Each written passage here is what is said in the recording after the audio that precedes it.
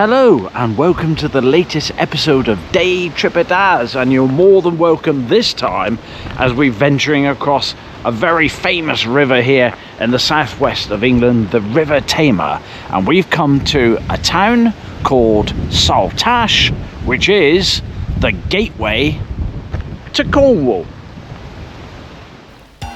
Coming up on this week's episode of Tripper Daz, we crossed the famous rail crossing from Plymouth to Saltash and marvel at the architectural magnificence of both bridges and see what replaced the original river crossings. We come across a very patriotic pub with a squeaky sign, and we also meet two odd bedfellows looking across the water.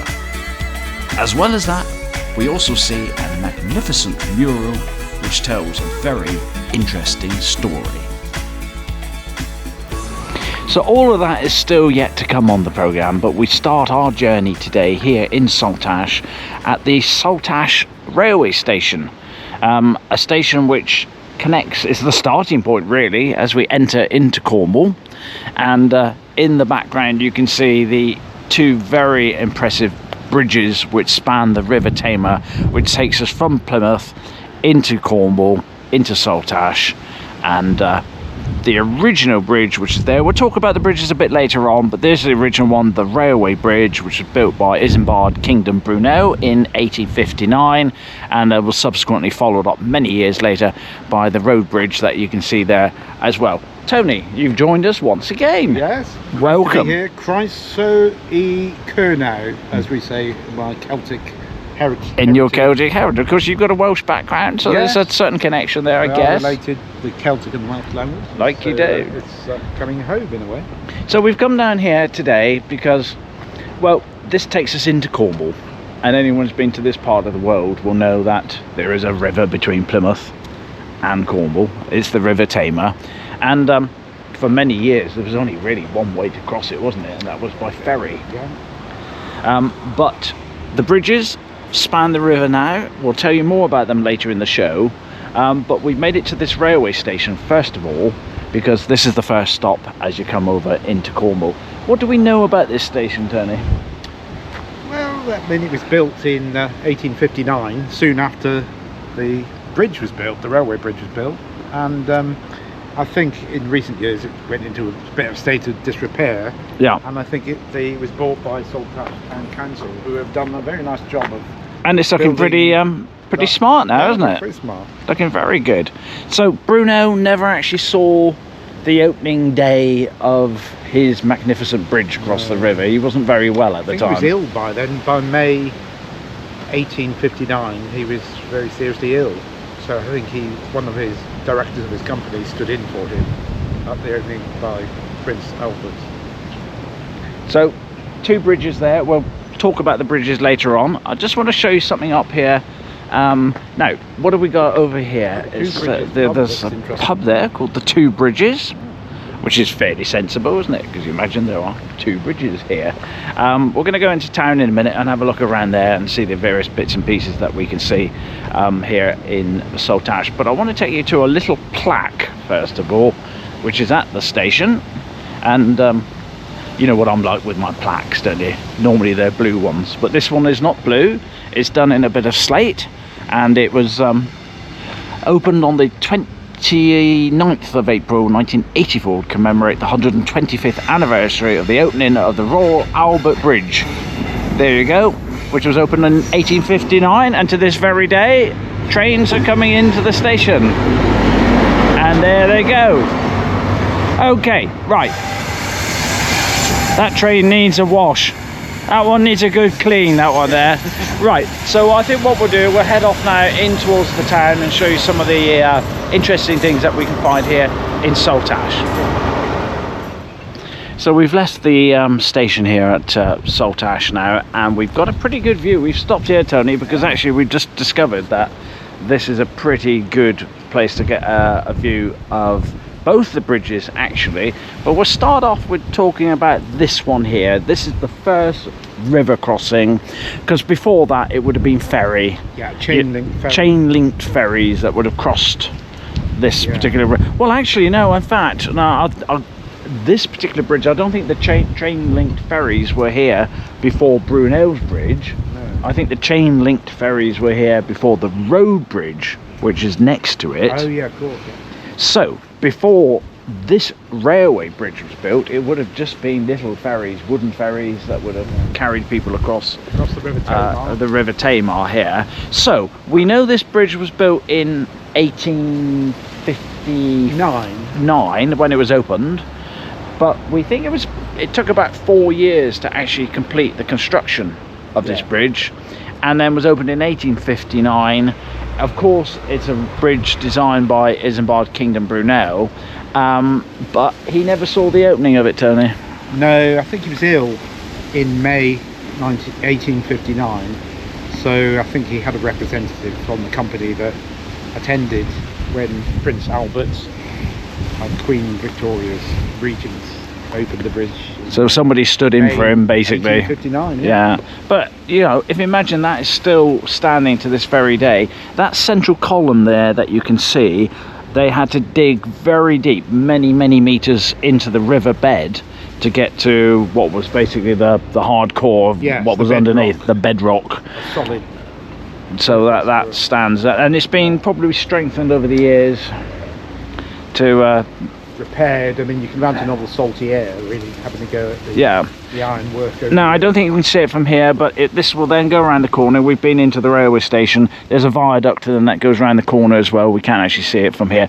But what we're going to do, we're going to head down towards the actual River Tamar itself now, and then we've got a clearer vision of what it looks like from the lower parts of these two expansive bridges. Do you know, it's funny when you come across the bridge as we did earlier on the train, you don't entirely get to see what it is you're looking at. But as we now look up at the bridges, one of which we actually crossed earlier on the way into Cornwall here, you really get to see what a really incredible set of structures we have here. And really, for the first time today, we're going to talk about the road bridge. So obviously the Royal Albert Bridge, which is the railway bridge, built in opened in 1859, was accompanied many years later in 1961 by the addition of a road bridge. And if we were just talking just now about back in the 60s when they were designing these bridges, did they put any thought into the idea of the aesthetics of what it looked like?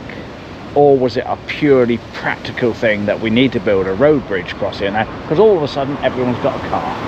Yes, I think the amount of rail traffic probably declined quite a bit after the road bridge was built. And I think you're right, Darren, and I don't think a great deal of thought was put into the aesthetics of the road bridge. I don't think we were too worried in the 60s of things looking... Well, they were just trying to get bridges to work. The 1860s, maybe the best cost solution. And this for the bridge to work. I mean, it's high up, isn't it? As we said earlier, about naval ships underneath. So the height of it is quite important because just around the corner from where we're standing now, we're in Saltash. Right over there is Plymouth, but just around the corner is a place called Devonport, and as we've seen on the train coming down here, that's a very important naval dockyard and location of big boats. So the bridges would have had to be spanned, but also there's a practical reason. If you're coming from the land over there to the land over here, you're going to have to cross the river at some height. But apparently there's a train going across now. Heading up north. The bridges, the Navy insisted the bridges had to be of a certain height to allow tall ships going to go underneath it. So there you go. The road bridge I don't think looks out of place at all, to be honest, but I think back in the day... Now this is the first bridge in the world ever to be expanded by 2 lanes. Did you know that? So, back in the early 2000s, instead of just being a 2-lane bridge, they added 2 extra overhanging bridges on either side. The road bridge there. On the road bridge. So... there you go. Now that's quite a feat. Funny enough though, one of them is still used for cars. They turned the other lane that was added onto the edge of this bridge into what is now a footpath and a cycle lane. Yeah. So you've got three road lanes and 2 that were turned into... Yeah, so 3 road lanes now. Well, actually, I think 4, because I think the original bridge had 3 lanes going up. So and they changed, by the way, the direction of the traffic. So during the daytime, when traffic leaves one side of the city, Plymouth, coming into Cornwall, they put 2 lanes that go in that direction. In the evenings or late afternoons, when people maybe commuting out of Plymouth, they reverse it. And in the mornings, there were more lanes going into Plymouth. And if you go past this bit here, eventually you'll come across Saltash Tunnel, which was drilled through the bedrock, obviously, here at Saltash, through the hill, and that's got lots of cracks in it, and you can see some leaks there, but don't worry, it hasn't fallen down yet. Anyway, talking of falling down, we're going to walk around here now to a very famous pub with a Union Jack on it. Or Union flag. Or Union flag, whichever one you will go with. So here in Saltash, let us go there, and I think there's a couple of people waiting for us to say hello. So it seems wherever we go here in Saltash, every corner the view of the bridges gets even better. So it's very difficult not to stop and just stand in awe at what we're looking at. But apart from Tony, who's looking in awe, we found this kind of like a mural or some sort of thing dedicated to the man. We followed this bloke around quite a lot. Yeah. This is Brunel himself. Isambard Brunel with his nice top. Look at his very tall top hat on. First time I've seen him in colour. Yeah, most of his. He's normally standing next to a big chain or something like that one there. So what does this tell us? He brought he bridged the Tamar, bringing the railway to Saltash, 1859, like you do. Someone's tattooed in there 1808. I'm not sure what. I'm not sure what the significance of that one there. Each 1,100 ton span was built on the Devon bank and took 8 months to float out and raise on hydraulic jacks. Well done, Jack. There you go. Now, there's something else here that I'd like you to see. As we look around the estuary of the River Tamar, is this very famous pub here, which is called the Union Inn. And you don't need to be clever to work out what the Union bit is all about. But what I can tell you, there is a nice little blue plaque here that says that Saltash Colonel being the word for Cornwall, William Odgers VC, VC won in 1860 Maori Wars, innkeeper here from 1868 to 1873.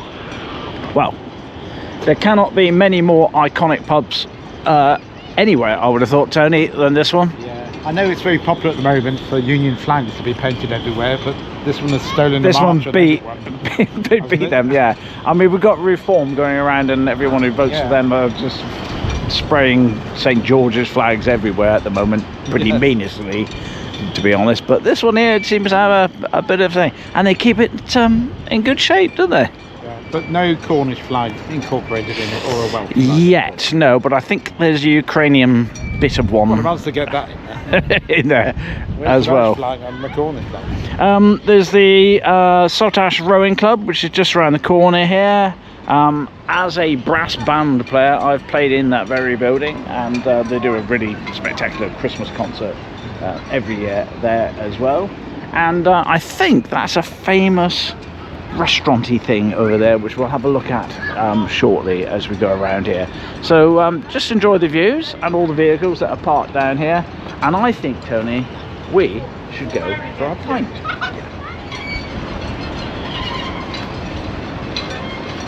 Well, the squeaky sign here of the Union Inn is quite appropriate today, because we're actually filming this on Halloween.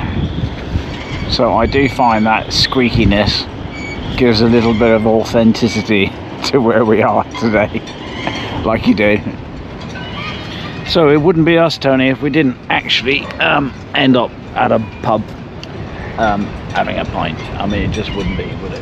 wouldn't be the Wouldn't same. be the same. Wouldn't be the same. So that's what we're doing here. This might make us stand out from all those other YouTube videos. You know, the ones that tell you where the next street is and where the next bridge is. Well, there's plenty of them around here for you to get stuck into.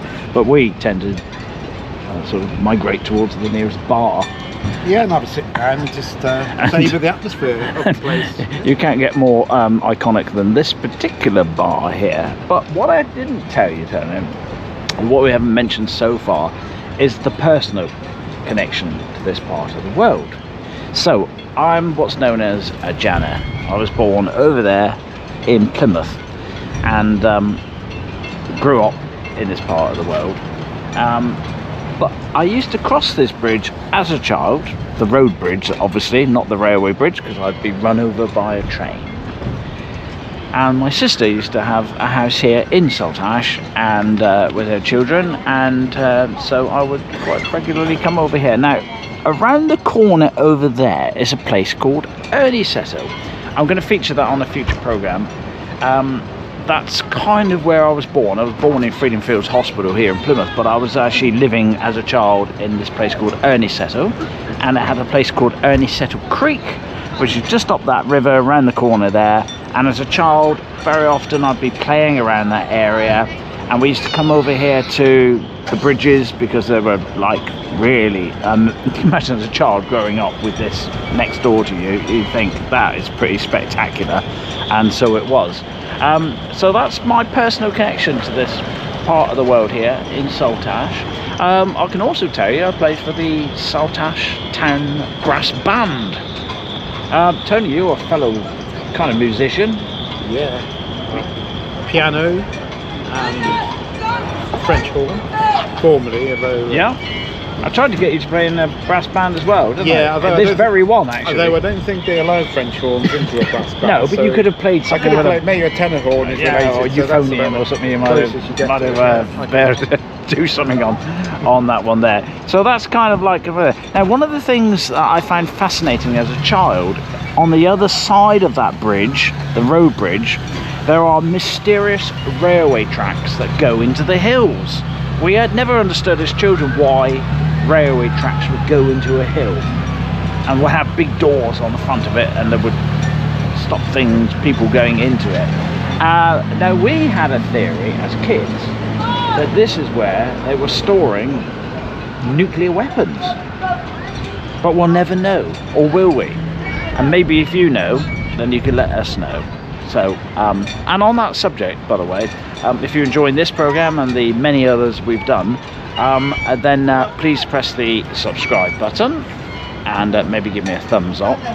And also, if you do subscribe, let me know you subscribed, and I shall always give you a comment back, and absolutely welcome anybody new that joins the channel. This is Isambard Kingdom Brunel, who of course is the man responsible for this magnificent bridge.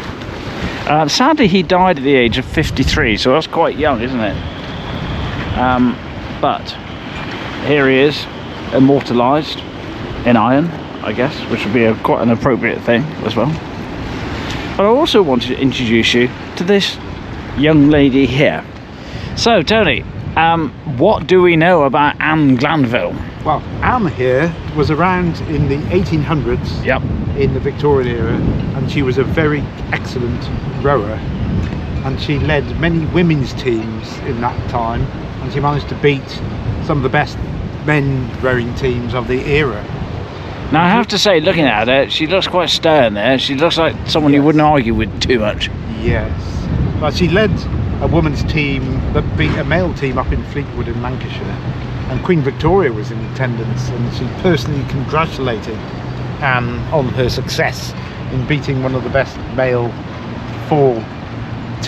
rowing team up in Fleetwood. Now I'm going to do something now that you shouldn't do, because it would be very politically incorrect. I'm going to touch Anne's chest, but only because it tells me here, press her brooch to hear her story. So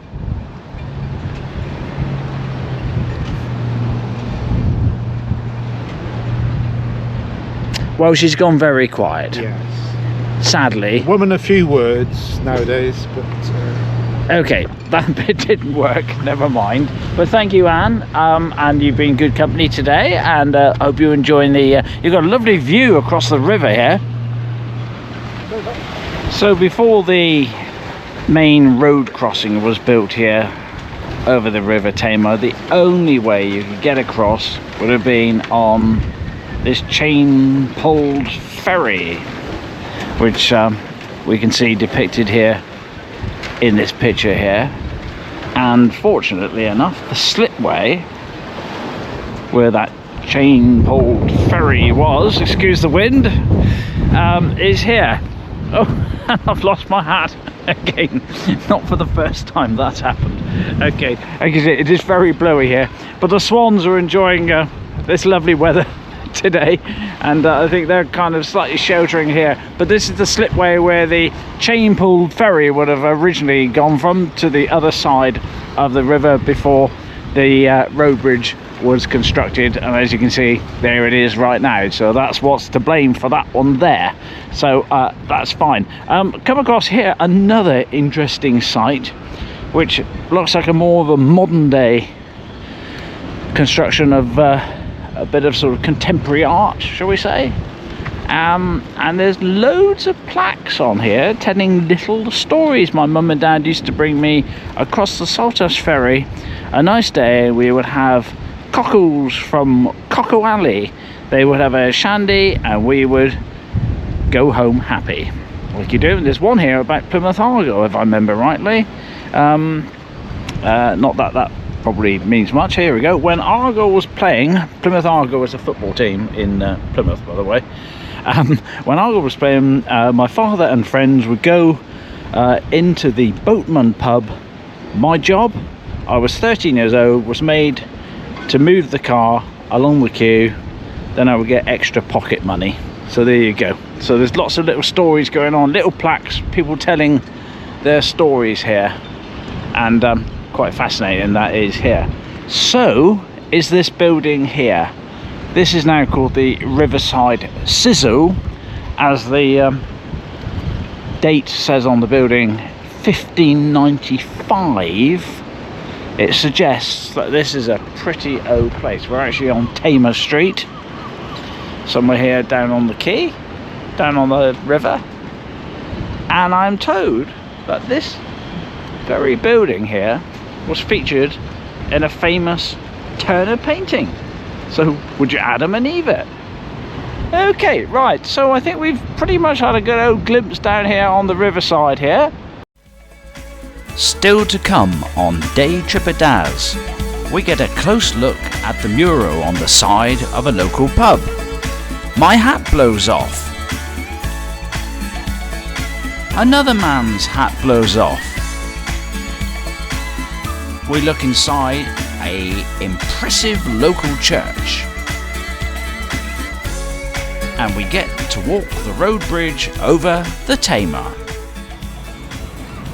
So this was a little bit unexpected, as we were sat next to Anne just now. We noticed this mural on the side of the Union Inn, and it's got Burgess de Saltash et Libertates Ake de Tamar, which I think has got a bit of Latin to it, I think. Yeah. I don't know what you think. Well, Latin, maybe. Anyway, it's got another name over there. Burgess are the boroughs of Saltash and water freedom of Tamar. Well, whatever it is, it's got the name here 1999. Well, that's the River Tamar. Now spoke with a H. With an H, yes. So it's got River Tamar with a H. Like the River Thames almost, isn't it? Almost Thames, isn't it? Like, it also says here 1999 David Whitley. We don't know anything about him. I presume he might be the artiste. Could be. Who painted this. And now, what do we see in here? We've got some very young, happy young men who are sailors. People. It almost looks like the sailing history through the ages, doesn't it? Yeah. But mainly, well... And actually, if you look over here, you've got some American flags. You've also got the Brunel's Bridge in the background. Yeah. This could tell a really big story here, Tony. Are we missing it? I think this area might have played a part when the Second World War was going on and the American troops were around, and maybe it was where American troops were assembling their preparation for There's a D-Day. fish down there. Yeah. Yeah, it's all going on in this picture here. Now, there's one for the researchers amongst us. If you'd like to do some research on this on our behalf, we'd be very grateful. And write in the comments to save us. In the background there, we can see the what looks like the sort of police type boat going up and down here. Now, we are very close to the naval dockyards here, so there's probably a lot of security going on. Do you live here? Near Point Saltash, yeah. You're from Saltash here. What's your earliest memories of this bridge? Well, the earliest memories is I used to travel. The only way to get to Plymouth from where I lived was St Germans. Yeah. I've lived here for the last 40 years. But the only way to get was by train. So the earliest I remember as a young lad was going across that bridge on the train. Now, I'm talking back in the days of pounds, shillings and pence. I used to do a paper round in St Germans, and used to earn £10 a week. No, pound a week. Alright? Now, believe this or not, but I could go to Argo on a Saturday afternoon, catch a train in St Germans, go to Argo, and back on the train, and gain entrance to Home Park for what is now 25p, 5 shilling. So I was spending a quarter of my wages on going to Argo on Saturday. Yeah. But that bridge there is, you know, they're always painting it, they're always doing something to it normally. You always hear them up there banging and clanking. And it's amazing it's still going, you know, when you consider how long it's been there. It's an amazing piece of engineering. If you've ever, I don't know if they've got it in the cafe on the front, Ash Tour. They've got how they actually constructed it, because they've floated these sections, the big sections, out. So that would be across the river. Do you know these? We actually constructed it by constructing the pillars. Yeah. This is basically first out, and then the centre pillar, which they had to Dig deep to get deep to get a good foundation on it. Yeah. Bedrock. And they built that up, built the centre pillar, and then the actual two spans, as you can see, were floated out, loaded in between the two uprights, and then jacked up to thing. Yeah. Before that, it would just been the ferry that would have. The ferry was the only like the way. chain ferry that would have gone across the river. Only way across. And funny enough, even now today, down at To Point, they've got a very similar chain ferry that crosses the. They always have hash. When I was a kid, there are railway lines that go into the hills over there. We never understood what they were for. I don't know if I can tell you that. Well, we had a guess. Because I'm an ex-MOD employee. Right, so you may not be able to tell me. Babcock employee. So let me tell you what we thought as kids they were. We thought they were hiding nuclear weapons in their hills. Okay. That's what we thought. Right. No one's ever said anything? No, I don't know the in-depth of what they're are actually stored, not necessarily hiding, because everybody knows there's stuff in them hills. In them hills. Yeah. So them hills go back as far as the Second World War. Really? Yeah. So they're very old. And they come all the way from Ernie's, don't they? They come along here. It's been an armament facility. It's an armament depot. So it's got a naval connection or a military connection? It's got a naval connection. It's an armament depot. They load weapons for the submarines. But that is an armament depot, and yes, the railway lines that go back in under the thing do contain arms. No? Yeah. Whoa! Oh dear. That was kind of like... Oh crap. Oh, well it is down there. I'll tell you what, I'll see if I can rescue it for you. Okay, so you'll have to put up... By the way, I did manage to rescue David's hat, which went into the River Tamar just now, but I've found it, so he's okay, so he's good here. But we had to just film this little bit here because there's a plaque on the wall from the borough of Saltash to say that this plaque commemorates the closing of the ferry across the River Tamar at Saltash on the 23rd day of October 1961 after more than 700 years of service. Can you imagine that? The Old Ferry on Old Ferry Road, 700 years of service, and I've just lost my hack. Had to show you that bit there. We're going to head off into town now. See you shortly. Okay, so we've escaped the rather windy waterfront of the River Tamar now, and we've come into more of the town centre here, and we're greeted by the Nicholas and Faith Church, which is looking very nice today here, and there's immediately a memorial to the memory of men of Saltash who fell in the Great War 1914 to 1918. And as we can see, it's a fairly old feature. Tony? Yeah, I believe it's about... Not Tony's the fairly old feature. No, It might be, but... Well, yeah, I'm getting that way, but no, about 800 years old. 800 years old. The That's information I could find. pretty cool. Got a weather vane on the top there. Yeah, a flipping strong Coming in very handy today. Very strong southwesterly wind today. Okay. Don't know what the wind speed is, but it's lovely. Now, I don't know what your front door looks like at home, but this one's pretty impressive. And let's see if we can get into this one. Oh, God. Hello. Right, okay. We'll be nice and quiet in here today. We're actually in here, Tony, entirely on our own.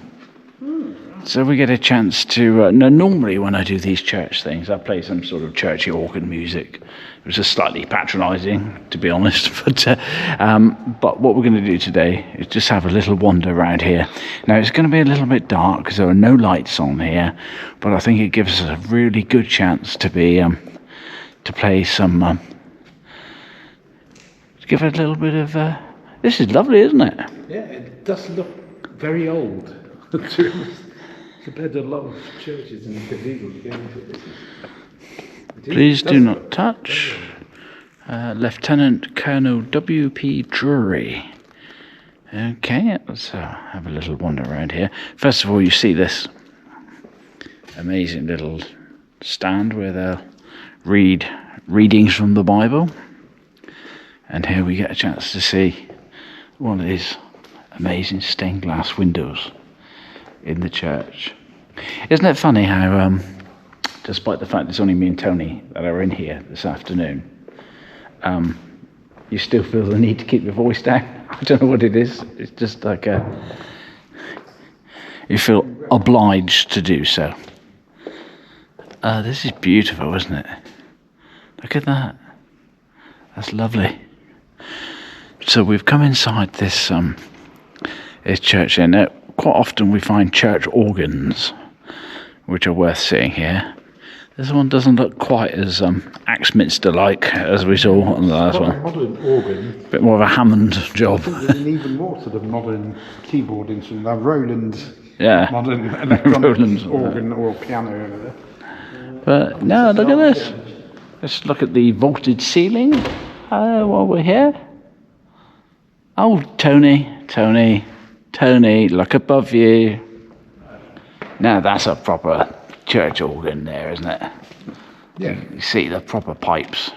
Maybe in an organ, that is where the lot of the work and the sound comes from. And this is just a mere sort of... Could be the bit the that control connects to panel it. Yeah. for the musician.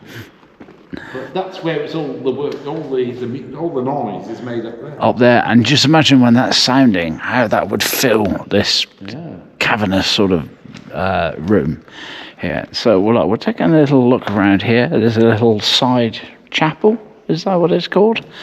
We'll have a look in here. How beautiful is this?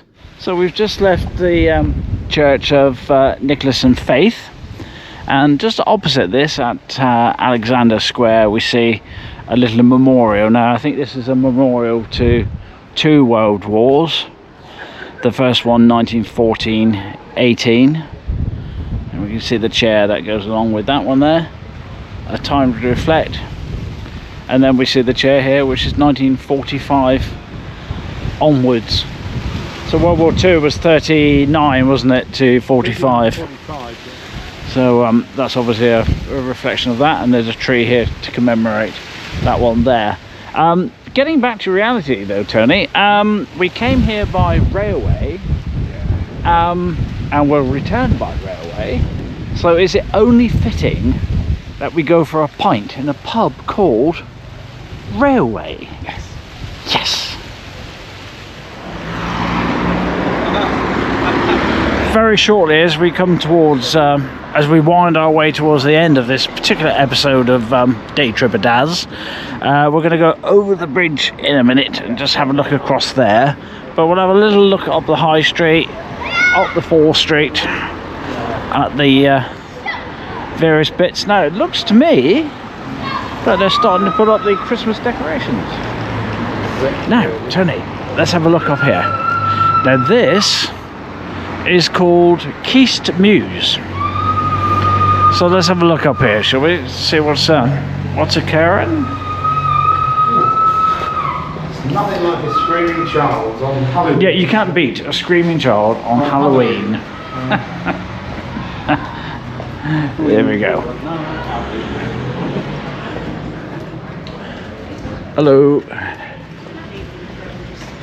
So if you want to get your mobile phone sorted, there's a shop for that. And I don't know what else is up here really. We are coming up here rather randomly. We don't know actually where we're going. Okay, well that wasn't that wasn't that exciting, to be fair. I thought it might turn into something else. Yeah, we thought this would turn into a fantastic thing. Anyway, we'll go this way and then we'll go back onto the main street, and then we'll end up on the bridge. Which, to be honest, if you're coming to Saltash, it's the bridges you're going to be looking for, like you do. So it wouldn't be complete doing this journey today, Tony, if we didn't actually come along the actual Tamar Bridge and see what it's like to actually cross this particular thing. Now, excuse the wind, it's very windy up here. That's why I'm not getting my drone out today. In fact, I'll take my hat off here at this stage. So here you go. But this gives us a pretty good view of the original Brunel's railway crossing, as well as a pretty spectacular view of the actual road crossing, what we're on at the moment. And Tony, ever so soon, will be climbing up this this bit here, and he'll stand on the top of that. I think I saw somebody. And you'll sing "Abide with Me," I believe. Yeah, but I saw a film once where it showed, was it Fathers for Justice, where I think somebody climbed that. Did you ever see Final Destination? And they hang a banner from it. No. Okay, well, there's a film where the bridge collapses and anyway, there's the original Brunel Bridge. That's there. And this is the road crossing, which of course now one of these overhanging, I call them hanging baskets. There you go, thank you. The project celebrates the stories, blah blah blah blah blah. Okay, well done. So lots of little signs along here, which is good.